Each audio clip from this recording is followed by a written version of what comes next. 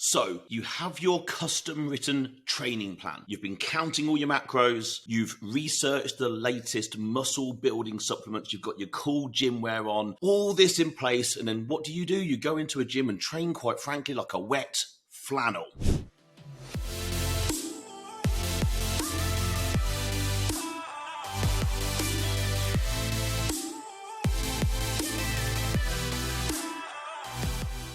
So, Alphas, welcome back to the show. Andy Naylor here, CEO, founder, Naylor Body-Design, and host of the Optimal Alpha podcast. So today's going to be a little bit of a rant, but hopefully a rant with a purpose. And the purpose is always to help. We need to make a point about something that can make us all aware of our shortcomings and therefore aware of opportunities in our training.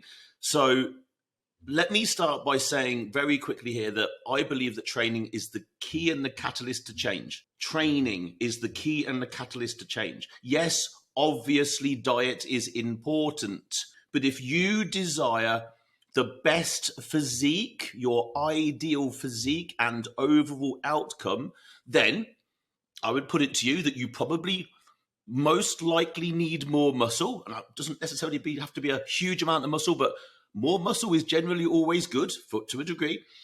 You probably need to be a little bit stronger, maybe a little bit more mobile, a bit more agile, and of course, leaner. And diet alone has zero chance of achieving all of this. So wave bye-bye to it's 80% nutrition bullcrap. It isn't 80% nutrition. Let's just say that you've got your nutrition nailed, whatever that actually means, because there's levels of what that could be for an individual. But let's just say you've got a food plan in place, you're counting your calories, you're looking at your macros, and you've got that all in place. So now you need that nutrition to do something for you, okay? You're eating great. And I mean, look, if just dropping weight is all you want to do, and I'm not belittling that, because that could change somebody's life. But if just dropping weight, then yes, you could just eat less. Just stop eating, right? To always take a solution to its furthest end and see what might happen. Here's an example, right? If you want to just drop weight, just stop eating. You will drop weight. But will you end up with the best outcome? I would say no. You're going to get poorly, probably ill, malnourished, you're going to lose muscle, you're going to end up in a big of a problem, right? Clearly then, the answer is diet is not just the way forward. So we've got our food nailed, we now need that nutrition to do something, fuel something, repair something, recover, growth, progress. That's what the nutrition is in place for. But nutrition isn't going to do that. It's only training that provides the stimulus necessary for change. But if our change is to have an ideal physique, then training is the stimulus. We need our body to change and adapt to become more. There are rules and principles around this. The most simple and straightforward one that I'll cover today, or I'm just going to mention now, is SAID. Specific adaptation to imposed demand. SAID, S-A-I-D. Specific adaptation to an imposed demand. So the SAID principle basically states that the human body will adapt specifically in response to the demand and stresses placed upon it. Okay? Yeah, so yes, dieting itself is a stress and a demand. So if we just dieted and cut calories, the demand and the stress is that the body has to produce additional energy for us to move about. So we'll lose weight. We'll lose everything, muscle and fat. Okay? So but dieting, just nutrition, will not grow muscle on its own. There's no reason for a change in food to grow muscle, make you stronger. The stimulus only comes from placing muscle tissue. Well, technically, the stimulus that we're looking for here comes from placing muscle tissue under tension, under load. There's a whole bunch of other stuff that we could go into, but that's the crux of it, right? And then progressing that tension and load over weeks and months. That's it. We could talk about progressive overload and all the systems behind that, and I have done in previous episodes. You can go back and listen to them. But underpinning all of this is putting a muscle under tension. The concept is super simple, okay? It's not easy, but it's simple. You put essentially your body safely in a position that it cannot handle, just slightly can't handle. It was just slightly too much, okay? That's how we get muscular damage, okay? And then that's what the nutrition is going to come back and repair. So your body basically has no option, if done correctly, to go off and adapt to that muscular damage that we've just created by training. It has to go off and adapt, repair itself, and get a little bit stronger just in case it has to do it again. Your body is an adaptation machine. You place it under the right stresses and demands, it's like, okay, I might have to do this again. I'm going to be prepared. Because your body has one, kind of one or two goals, right? Your body has one goal: keep you alive long enough to pass on your genes. Basically, if we want to boil, maybe there's others, but I think if you want to boil it down far enough, your body does a really damn good job of doing a whole lot of stuff in the background, even though you're probably trying to pull it in the opposite direction for half your life, of keeping you alive as long as it possibly can so that you can pass on your genes. That's called evolution. You can argue with that as much as you like, but that's basically what's happening, right? So your body is going to, okay, this muscle has been put under a stress. It has become damaged. I'm going to use that amazing nutrition that they seem to be giving me, and I'm going to get stronger, slightly bigger, in case it happens again. That is a stimulus to change. It is that simple. Yes, putting it into practice is a lot more difficult. So hopefully we now are all on the same page and agree that training is key. But then what does training mean? Now, again, let's just keep it on the same page that we're talking about maybe creating an ideal physique, okay? There's training for all sorts of other things. Let's just keep it in one place for now. We're talking about creating an ideal physique. So essentially, more muscle, less fat. Like, if you want to boil it down to simple stuff, it's more muscle, less fat. Yes, there could be injury prevention and rehab work and agility and balance and a whole bunch of other stuff as well. But let's keep it simple, right? Simple's good. More muscle, less fat would probably do a lot of people a lot of good. So in a sense of that, what does training mean? Does it mean going into a gym and lifting weights and using machines? Think about that. Answer that in your own mind right now. Does training to you mean going into a gym and lifting weights and using machines? Is that what training is? If our goal is to build muscle and fat? Absolutely not. It's what you're going to do. You're technically going to go into a gym and lift weights, use machines. But what I see is people just sitting on stuff, generally moving stuff. Just sitting down, moving stuff, like, because that's what they're supposed to do, because that's the direction the machine goes in, with absolutely zero intention behind what they're doing at all. Now, I caveat this. I'm not having a go at people. I'm not pointing a finger at people. Like, I'm not saying I'm perfect. There's probably stuff that I do that I don't do well, that I should improve at. And yes, I can think of what those might be. I'm not pointing the finger at anyone individually. However, the quality of training around the world generally isn't very good, because what happens is most people go into a gym, and this is understandable, right? And this was also me for the first 5 years of my training life. This was exactly what I did, right? Because I was a little bit nervous in the gym, a little bit timid. Everyone was huge. I hadn't got a clue what was going on. So what did I do? I just went in and copied. I just went into the gym, watched other people and copied them, which is probably what most of us do when we walk into a gym, because we're like, what the hell is going on in here? What does all this stuff do? Oh, that person looks like they know what they're doing. I'm going to copy them. It's a survival mechanism, if you want to think about it. But the reality is then the technical quality of training around the world is pretty shit, basically. People just move stuff, lift stuff, throw stuff around with not a lot of thought. Again, it's not a criticism. It's just the way it is. Not a lot of thought, not a lot of process. Now, not a lot of grit, not a lot of desire, and not a lot of heart. The technical stuff will just shove to one side for a minute. That's technical stuff that can be taught and learned. But the grit, the desire, the heart, that is stuff that has to come from inside you. That has to come from you. I can't teach you that. You can't be coached that, I don't think. It has to come from inside. So what I see are people ticking boxes. And that has been me as well, right? So again, it's not a criticism. I'm not pointing fingers. But people are ticking boxes and basically wasting their own time, making little or probably very much none real discernible progress, in moving forward to their ideal physique. Look around a gym next time you're in there, and maybe, again, without pointing fingers and without belittling people, look at people's physiques. Has it changed much in the last 6 months? Have they truly improved in the last year? Most people haven't, generally speaking. Okay, maybe people are fine with that, but I doubt it. I would say that folks are going into a gym because they want to see change, they want to see progress for the most part. But for the most part, they train like it doesn't mean something to them. If there's no reason, if the reason for change is not deep enough inside you, painful enough, then you're never going to train hard enough, well enough to get the result that you want. Okay? If the pain is there, if the desire is there inside you, you would train harder. Training to build muscle is really hard. I would say most people, as they start into the gym world, would suggest that probably losing body fat is more difficult, because that's probably what most people have really only ever tried to do for the beginning part, right? Because dropping body fat is a lot. That's what we all need to do at some point. Like, all of us need to do that at some point. So building muscle, and I mean really going to build muscle.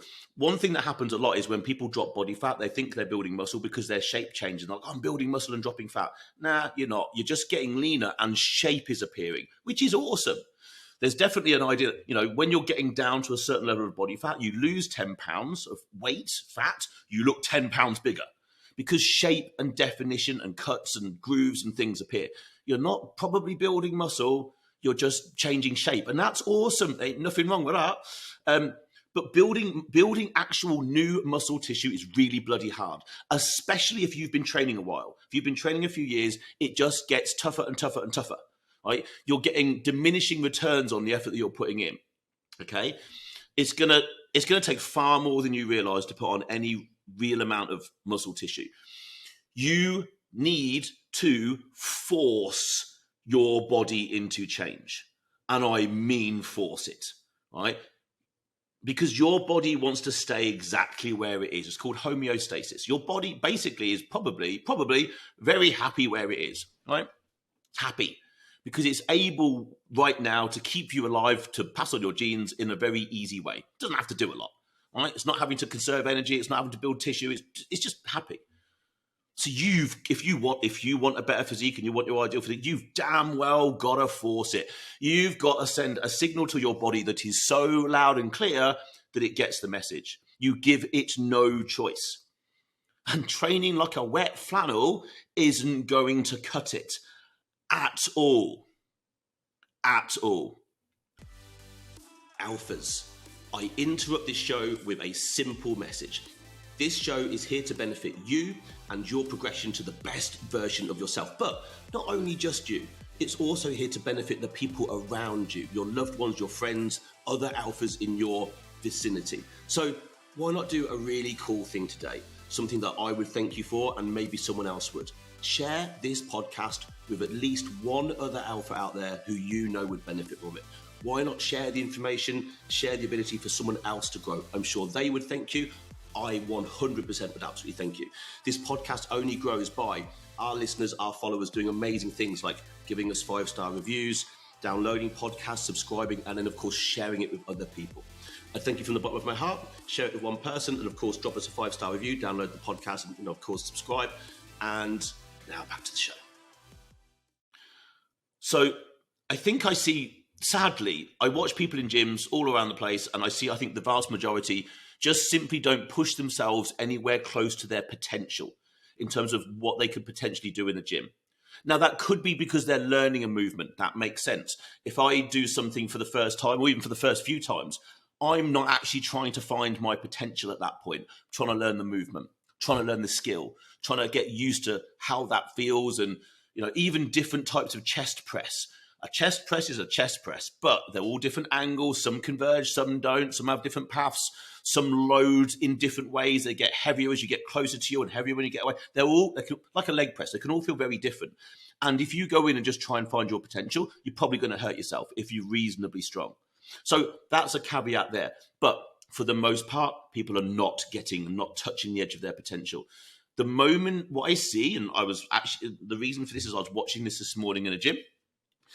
The moment people not everybody, but the moment a lot of people tend to they're in a set and it's starting to get difficult. It's just starting to hurt. They stop.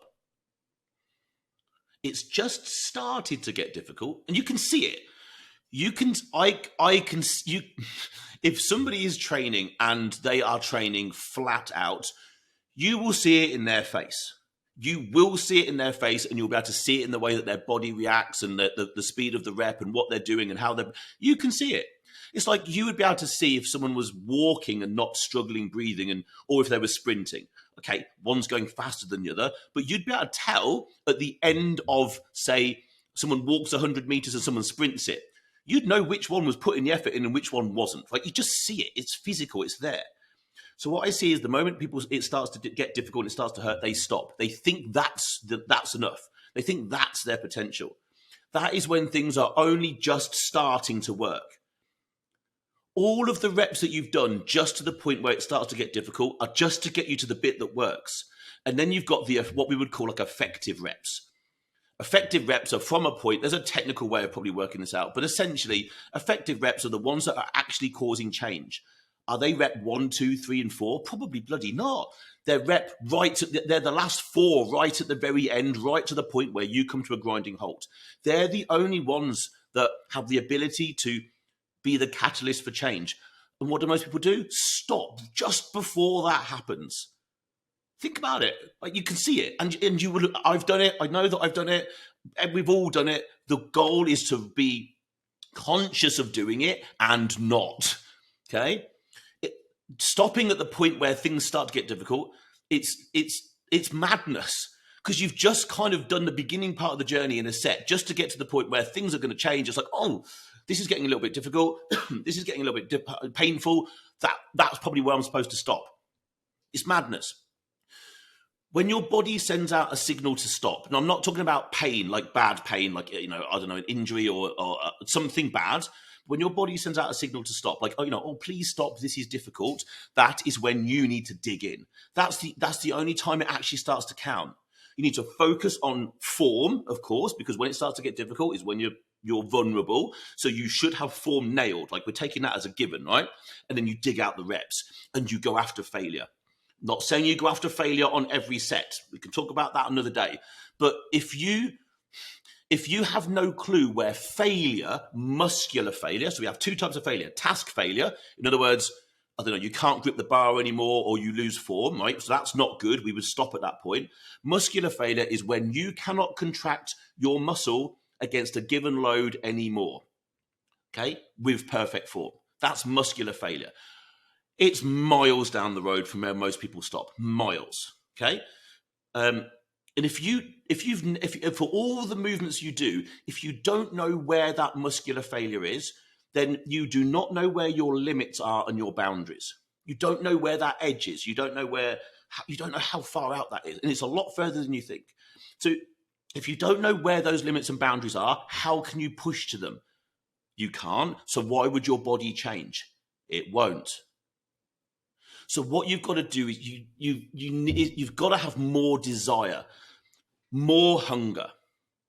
The goal that you're going after, which is probably for an ideal physique, change your body, whatever it might be, it has to mean everything to you when you're in the gym. Everything. Nothing else matters when you're in there. It cannot, it must not. If you've just stopped at 10 reps and, if you've stopped at 10 reps, let's say you've counted, that's another thing. Everybody's just hitting 10 reps or 12 reps because it's what's in their plan. Like, numbers are kind of irrelevant to a point. If you've got 10 reps written in your plan and you just hit 10 reps, you're selling yourself so short, it's insane. Forget the number. You go until you can't do any more, basically. But let's say you've stopped at 10 reps because you thought it was tough. Oh, it's just started to get a little tough and it hurts. Okay? And then imagine this. I appear next to you with a gun to your child's head. And I ask you for 5 more reps. Or quite frankly, I ask you to keep going until you really cannot do any more. You would keep going. Because the driver that I've just put in front of you, as harsh and as awful as that actually sounds, is so strong. Your reason for finding the power and the energy and the contraction to do more reps will overpower you, and you will keep going. It's a harsh point, but if I rocked up next to you and put a gun next to your family's head and said, you Keep going. I want 5 more reps. Like you'd find those 5 more easily. But then that proves a point to yourself. Well, why did you stop before those 5? Why? Now, there is a degree to, there is an argument to say that there's self-preservation in there. Like our body's going to want to hold back a little bit. You've got to get through that. People hold back. People hold back. So that, and this is also, let's say you've got 4 sets of something to do. It is very fair to say that most people will hold back on set 1, 2, and 3 because they know they've got a set 4 to do. There are strategies to overcome how to get around that, to get the most out of every set. And it's also fair to say, as a complete opposite argument to this, if you train to absolute muscular failure on set 1, you've stuffed up set 2, 3, and 4. Okay? So you would want to train very damn close to failure on set 1, 2, and 3. In other words, there's still something left. You can still contract a muscle. Okay, then you can take set 4 or whatever it might be, the final set, to failure. You get the most out of the whole movement doing that. But to be able to do that, if you're not training like this at the minute, you've got to create thoughts in your mind. As dark as this is going to sound, you've got to create thoughts in your mind that are of pain and suffering, of fear, pain. Humans' biggest driver is to move away from pain. Yeah, moving towards pleasure is good, but moving away from pain is the biggest driver we've ever got. Why? Because it's moving away from the saber-toothed tiger. It's moving away from danger. It's self-preservation, and it might save our life. That is our biggest driver. There's no way around that. So you've got to create in your mind pain and suffering. And the only thing that will take you away from that pain and suffering is more bloody reps. Just for that moment. You forget about it when you've walked out the gym, but just for that moment, you've got to create something in your mind that is so dark, so painful, like your life depends on it, that you will dig out more reps and stop training like a wet flannel. In fact, your life depends on it, and quite frankly, how about your child's life depends on it? Your family's life depends on it. Put something in your mind that, quite frankly, you wouldn't dare want to tell to another human because you can't quite explain it. Because if you can, whatever that might be for you, if you can build that in your mind and play that on a loop, you can use that to your advantage. Let me give you a really good example. There is a documentary on Netflix called The Last Dance, and it's about Michael Jordan and the Bulls. And one of the things that he became quite well known for was just basically making up shit in his own head and then using that as ammunition to just destroy people. And he was pretty good at it. So maybe someone did say something to him and he's like, it was maybe just in passing and it was a little bit of a joke. He's taken that in and thought, whether he's done it consciously or whether it was just some sort of mechanism, he's taken that comment in and twisted it and made it personal. So the next time he played against that person, he destroyed them. So he was using things. It's a mental approach to something. So if you be honest with yourself, if you are training a bit like a wet flannel and you know full well you're holding back and you're just ticking a box and maybe going through the motions, and quite frankly, you're now pissed off because you ain't getting results, you've got to change something. This little thing here, this idea of I need to find out where failure is. In other words, you just need to bloody train hard enough, right? It's as simple as that. But you've got to find a mechanism to get you there. That is your reason why. But if you don't have a reason why that you can pull out, bloody well, make one. Make one up. Who cares? If it gets the job done, it gets the job done. So find something. Could be something from the past. It could be something your partner said to you about putting on a little bit of weight. That's a bit difficult because you might take that dark thought home with you. Probably best not to do that. It could be a mate. It could be the way someone looked at you the last time you were on holiday and you're walking down the beach as if you were an out-of-shape fat whale. And you can just remember the look in their eyes. They looked you up and down and you're like, you felt shit. So take that and now use it. Create it into some dark thing that you can then pull upon because it will feel painful, it's suffering, and the only thing that's going to get you out of it are more reps and finding failure. So there you go. Just a little thought on, I suppose, mechanisms that one, being aware of when you're training like a wet flannel. You need to understand it. Because if you think that things are just getting a little bit difficult and just getting a bit hard, and you think that's enough, I'm here to tell you it's not. Building muscle is really bloody difficult. It's really difficult. and it will get harder and harder and harder. So you need to get better and better and better. And most likely what you're doing now isn't enough. It's the person you need to become. Okay? So it's the person you now need to become to go and get the goals. Think about it that way. Like, you go off and achieve a goal, the goal's great, but who did you become to get there? Like, let's say you want to go and get a set of abs. You've never had abs in your life. Well, the person you are now is not good enough anymore. The person you are now, who you are now, is not good enough. You need to become more to go off and get that goal. Okay, so you need to become more. You need to be more focused, more determined, more resilient, more driven, more committed, more consistent, more, better, better, better. You are now no longer enough. If you have a goal in front of you, you are now no longer enough. It's who you are about to become that matters now. Not who you were, not who you are now. It's who are you going to evolve into that matters now. And who do you want that to be? Who do you want that to be? Do you want it to be Mr. Wet Flannel that stops when it kind of hurts a little bit? Or do you want to be something more, something greater? Because you can't have both. The choice is always going to be yours. So that's going to do it for today. I hope there's been something that's useful. If you've made it through to the end of this, thank you so much. I appreciate you. Maybe leave us a 5-star review. And also, as always, if you felt that this was useful and you know someone out there who might benefit from maybe having Andy rant at them a little bit, then please do share this. I massively appreciate it. The idea that we can reach out through this podcast and change lives is absolutely awesome. And I know that we're doing that. And I appreciate every single one of you that's left us reviews and every single one of you that's commented and sent in messages and passes this on to other people. It's amazing and a great way to better change another human's life for the positive. So once again, from me to you, I thank you. That will do us for today. I will be back next week.